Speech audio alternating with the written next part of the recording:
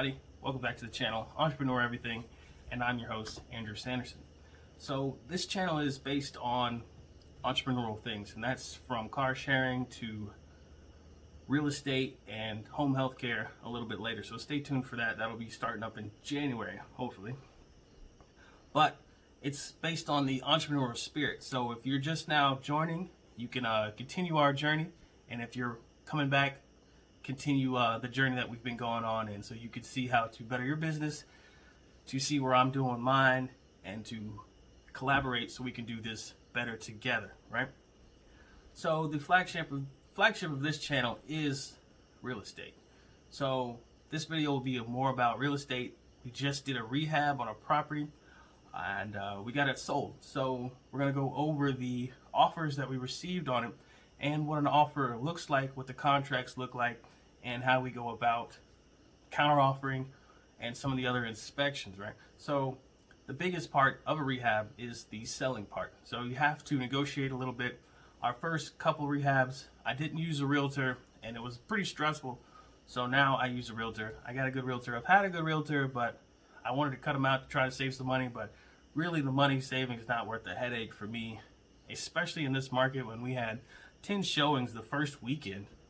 So that would be a little excessive, but with him doing it full time, he has the resources to BlockBox, set up with other realtors, and they can all work that stuff behind closed doors, and I just get the final number. So we're gonna go over the contracts, we'll walk you through them, and you can tell me if you think we made the best offer, right? Or we accepted the best offer. I think we did. We got it sold, no hiccups, but everyone's opinion will be different, so I'm curious to see what yours might be. All right, we'll get into it. Alrighty, I hope you guys bear with me a little bit. We just got a new microphone, so we are setting that up and toying with it. It's pretty nice. My first real microphone. You know, I'm feeling like an influencer already. I feel like I should have a podcast now, but maybe in a later date, right? I mean, it's Entrepreneur Everything. We might be having a podcast soon, but going along with Entrepreneur Everything, it is having the right tools to do the right job. So we'll get into the contract to purchase, right? So what we talked about earlier in our intro video, these are the contracts or the offers that we got on the property.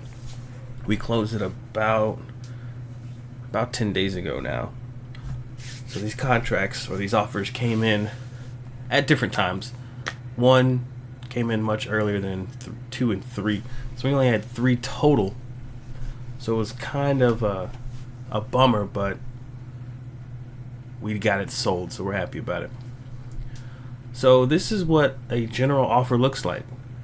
It's called a contract to purchase. They're pretty standard based on the board of realtors, based on your area. We got the property description. We redacted a lot of this information just because of the buyers. So we're not sharing that. Their information, they may not want to let other people know how much they paid for a house, how much offered, or whatever have you, right? So the first offer we got was $150,000, and this is when we listed the house for $169,000. So they came in pretty low.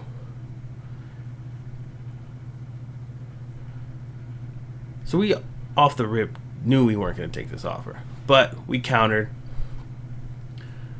at 160, I apologize, and they countered back at a max of 153, and then that's when we rejected this offer. But we'll go over it anyways. And what we looked at, I knew that my realtor didn't even want to take this offer when he sent it to me. He just sent me a text message: "We've got an offer in, call me when you can." No pressure, no sense of urgency. He knew that I wasn't going to take this offer. At that time, at least. We put it on the market Thursday.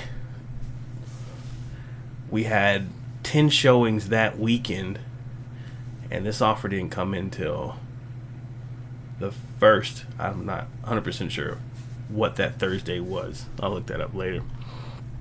But $1,000 earnest money, which is pretty standard between $500 and $1,000, depending on how serious they are about buying it It keeps at the they keep it at the title company, the CVH. I don't know who that is, but going through it, they're gonna have an owner occupied. That means they'll be living in it, not renting it out like what we do with our properties. If it was a cash offer, it'd be check that box, conventional loan. For this one, it was a FHA/VA, and we don't know which one it's going to be. But these two have more strict requirements on buying a house. Even with the FHA only having 3% down and the VA having no percent down, that's why they have stricter requirements, more so than a conventional loan that'll go through cash. It's all on you to do your own due diligence.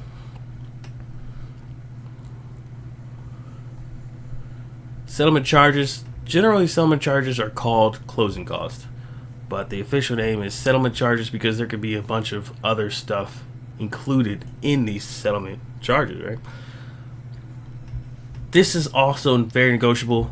I found out in my first property that I flipped that I gave them too much in closing cost, and generally it should be about 3% of the sale of the house. So this one is close to it. So there was no real problems with it. We calculate that into our numbers. I like to go higher on the numbers. So 10% of whatever we sell it for will go to closing costs, and that includes realtors' commissions and home warranties, title insurance, all that stuff goes into it. Roughly a 10% is a good number to stick with so you don't get burned. But make sure that the closing costs in general aren't more than 3% of the sale of the property, because that will start throwing your numbers off. This means that they aren't selling another house to buy this house. Sometimes they have to sell a house to have enough money to then buy the next house, which comes with a whole set of other problems. So the contingency is that they don't have one, so that's good.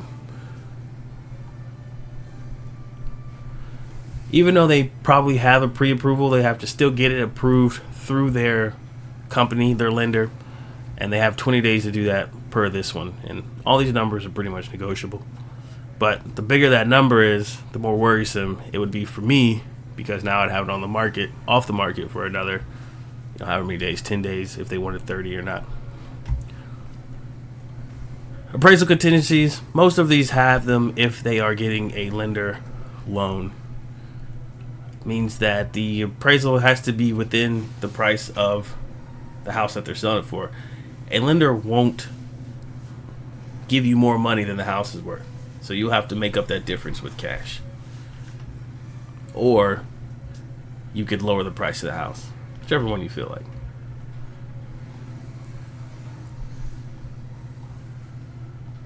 Appliances in there. We had all the appliances except for the refrigerator, just because we know that people like to pick their own refrigerators out. And we were going to give them a credit initially for the refrigerator because of what we were selling it for, but since we negotiated prices down, even on our final offer, we decided to cancel the credit, and they just got the house with no refrigerator. But refrigerator is not needed for any of the inspections because it is not a part of the house, something like a stove or dishwasher is. It did come with a stove and dishwasher, pretty nice ones.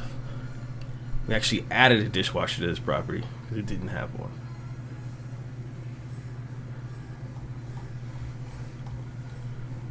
No HOA or homeowners association, which is pretty good.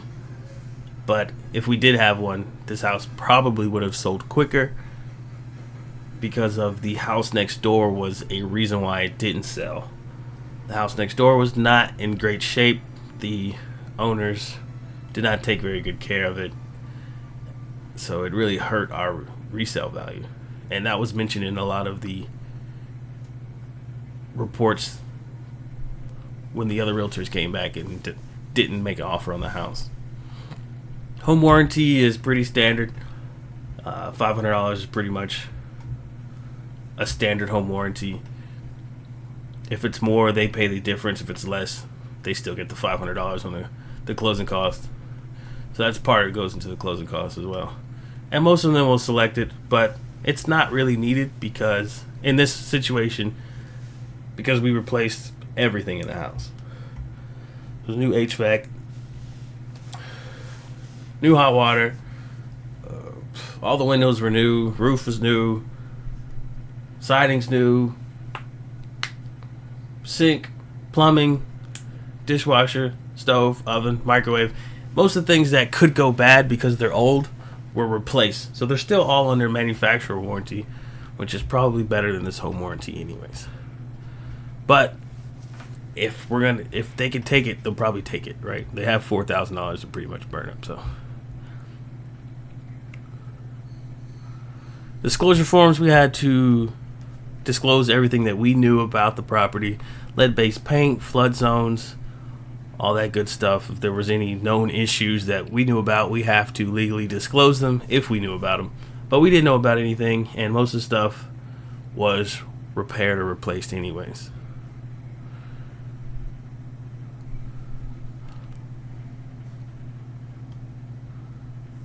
Going down the line, a lot of this stuff you read on your own if you want to, but a lot of standard stuff goes into these things, so just the CYA type things. Inspection contingencies, this is where they have an inspector come in and look at everything. So your home inspector, which gives you a really detailed report, or they're supposed to give you a really detailed report on everything that goes down, versus things like if there's leaking roof, insufficient insulation, electrical undone, plumbing's leaking, holes in walls, foundational issues. They're supposed to find all this stuff for the people that aren't savvy enough to look for it themselves, or don't have some of the tools, ladders. Some of them use drones to look at the roof and things like that. Most contracts will have this. I even have this on all my contracts as well, but I do the inspecting. I don't pay anybody to do it anymore because I know what I'm looking for, and just to pay for an inspector to come in there and say, well, this could be bad in a week, could be bad in a month, it's just not bad right now. They're getting to be a lot more vague just to cover themselves, but they take pictures of everything. So if something goes bad, well, I said it could go bad, but I just didn't know when it could, right? Because that's with anything. Things could last 20 years and look bad, but doesn't mean they actually are. But they're still good to have. They do find some things that you don't know. But they also had 8 days to get that done. So as soon as this closed, they actually were as soon as the contract happened, this is not the same contract, but the buyer set up all these appointments pretty much the same day we got under contract. So that was a good sign that they were a serious buyer. This person, not so much, or they were fishing to see what they could actually get the house for. If they did their comps, they know that this house was more than $150.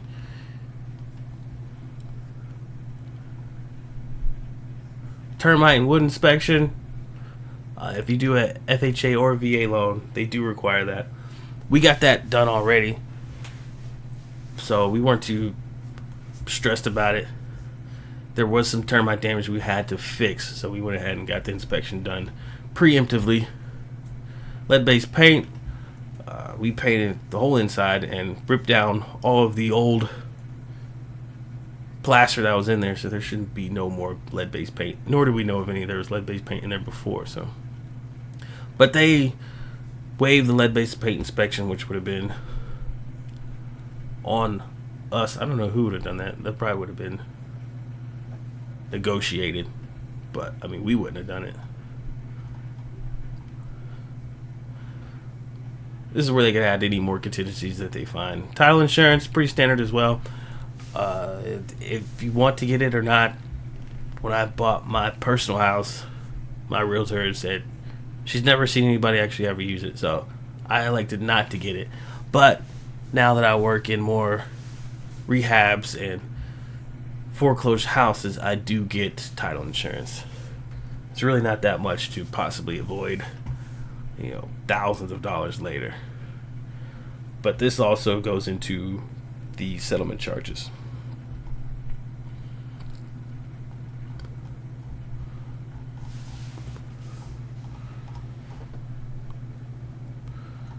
So I'm just going over the biggest things that we look at when we get an offer in, at least at first glance, to see if it's a viable offer or not. So they'll take possession at closing. Sometimes they'll take it earlier or later, depending on the buyer or the seller, right? If we needed to stay in the house a little longer till we found another house, we could close, but they wouldn't take possession on it until, a month or so later.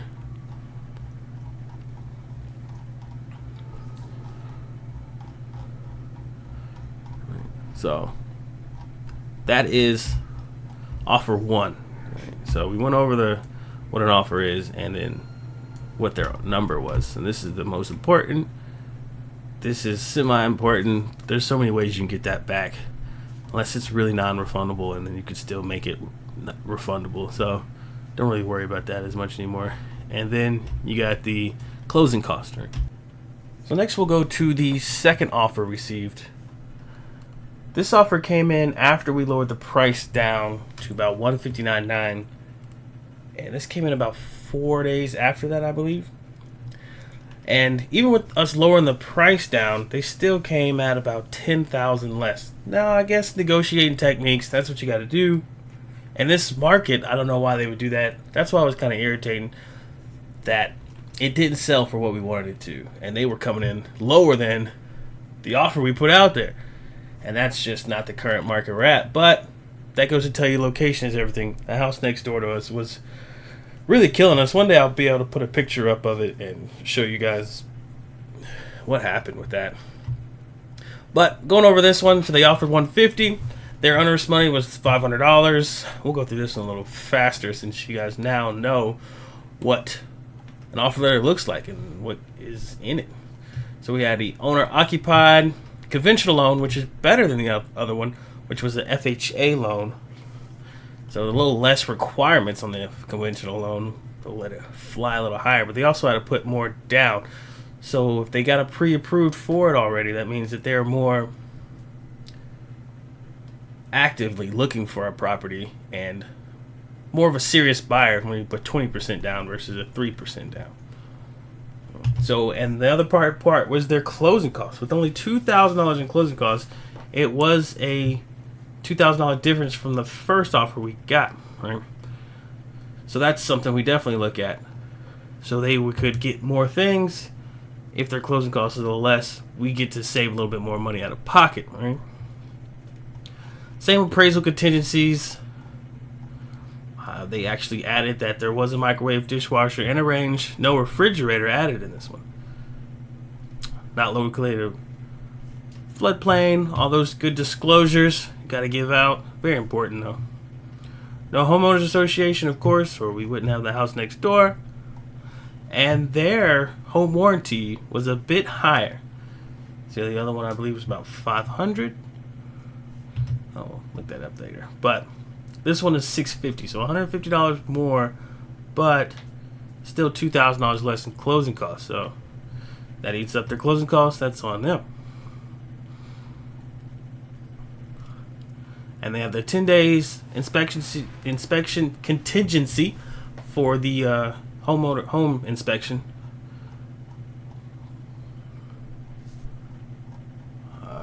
Normal stuff. Inspections for termites, lead-based paint, waves of lead-based paint. Smart, because it's just a lot of cost. Their title insurance, they elected not to take title insurance, at least us. They didn't want us to pay for their title insurance. So that's also a key point there. It's not that much, but little things like that makes you know that they're a little more serious in buying the property, and they just want it at a better price, right?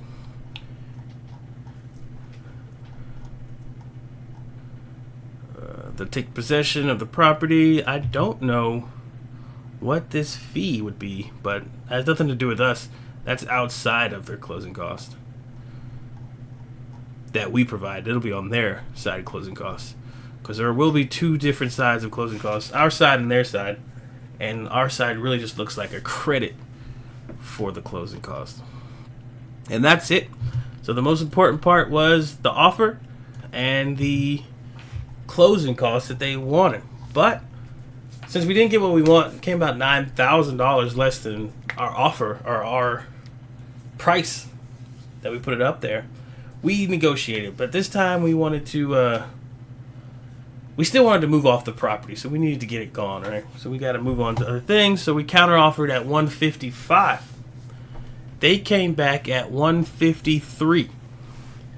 This little back and forth is very annoying to me. I'm not a very good negotiator like that.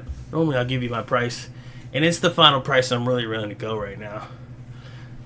So talked it over to the realtor, and we wrote up an offer for $155 and sent it to them. So I signed my side already. We agreed $155 is the price. That's the price. We sent it over to them for them to sign. Right. This is the rebuttal we sent over. Really just changed the price. And that was it. We kept everything else the same. Don't know what that pop-up is. Excuse me, guys. Alright. So, lo and behold, the universe works in mysterious ways. No offers. Not many offers, at least. Coming in. And then these two offers come in within an hour of each other. And this one came in about 10 minutes after we sent the counter offer to the other buyer. So this is the other contract to purchase from the third offer we received of the property, and they were going to give us full asking price.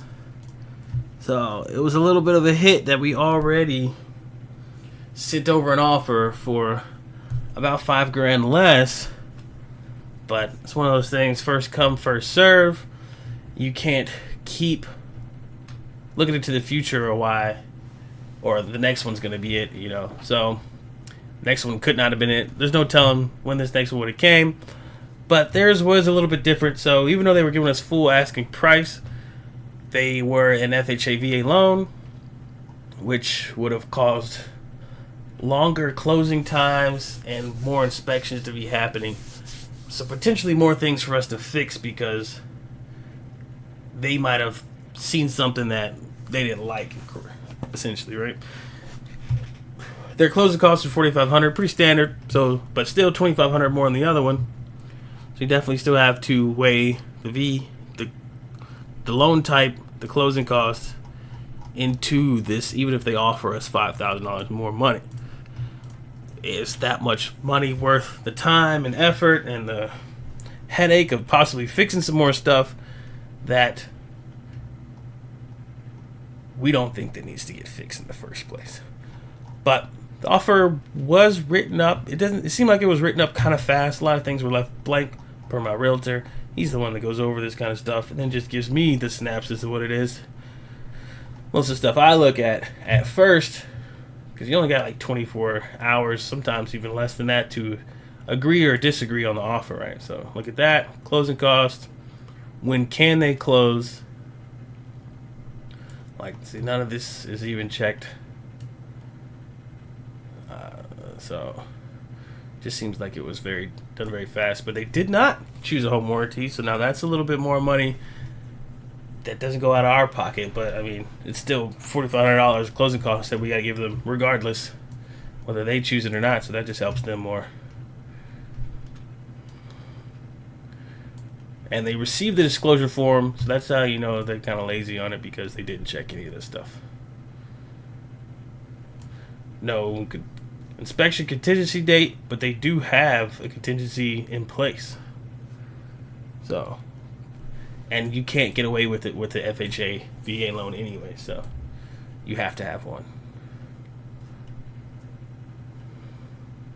And pretty much all that was the same. So, I mean, they didn't even select any type of title insurance or nothing. So, would we have went with them?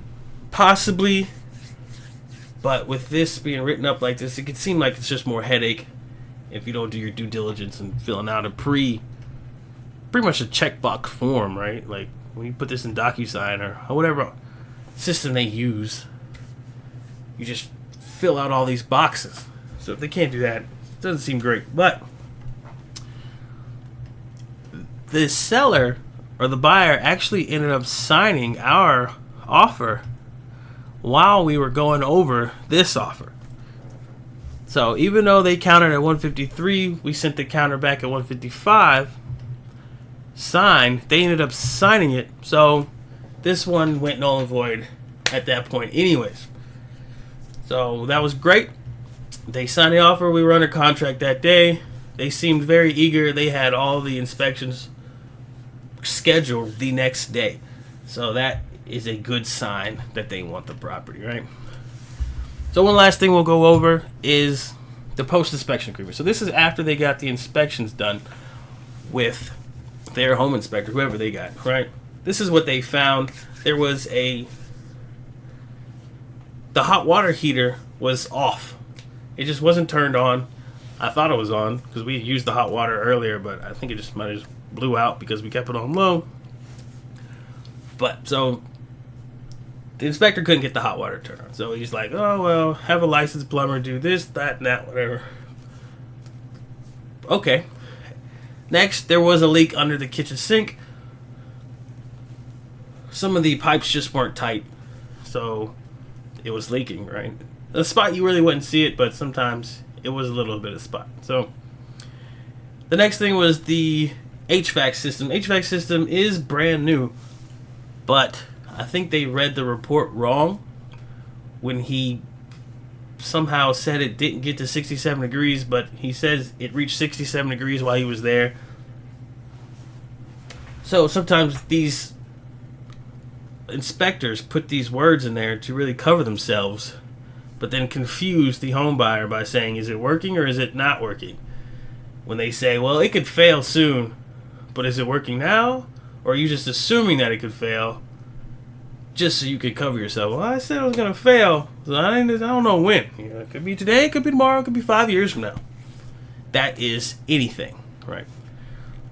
But for a whole rehab, and this is all they found to be problematic, I feel pretty good about it. And my team feels pretty good about it too. I mean, like, I pat myself on the back. Whole home rehab, and you found 3 things, and two of them are null and void, and a leak under the sink. I was like, I can fix that. But what we weren't going to do is get a licensed plumber or a licensed HVAC to come out there. That's a lot of money to evaluate things that we already know that are working, right? So we did have to send them an amendment to this and put qualified contractors. And now we took pictures and we made sure everything was good, and we confirmed that it was all working correctly, and they were okay with that. So luckily they were okay with just a qualified contractor, because I'm pretty sure they said licensed plumber based on the recommendation from the home inspector. But that's what you pay them for, right? And this had to be done before closing, so we had like 20-something days for that. But I'd like to know what you guys think. Do we make the best offer or not? I think we did. We only had 3, and I think we picked the best one. There were no hiccups with the one we went through. No, the closing didn't even get pushed back, so I was very surprised about that. And I'm happy. I hope that they're happy. We put a lot of work into that property, but these are what the papers look like. There were some more documents that go into the emails, the disclosures, the loan application, their pre-approval letter, their cash deposits that they have on hand. All that good stuff goes into the emails as well. But if you guys have anything else you want me to show you with this or go over again, let me know in the comments below. Don't forget to like and subscribe. Talk to you guys later.